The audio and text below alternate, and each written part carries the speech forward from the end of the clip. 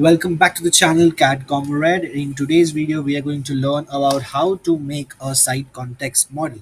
So here we are going to make basically this is a project in Hyderabad, and we are going to make a concept model for our site, which is located in a very high density area. The site is the same as you can see it right over here.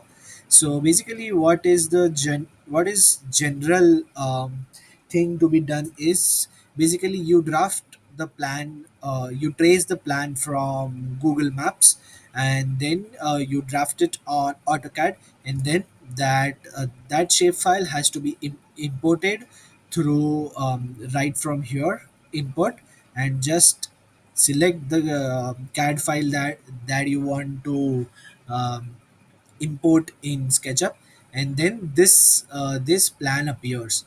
After that, all you have to do is that just make one rectangle throughout the plan, right like this, and you just have to select it select it and do is intersect faces with model.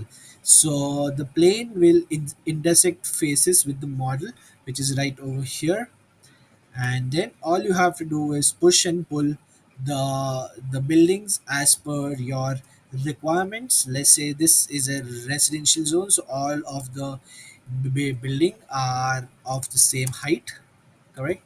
So all you have to do is just double click on the building, and that's how easy and that's how fast you will make your uh, design site context model in SketchUp. So basically, this is the older way of doing it.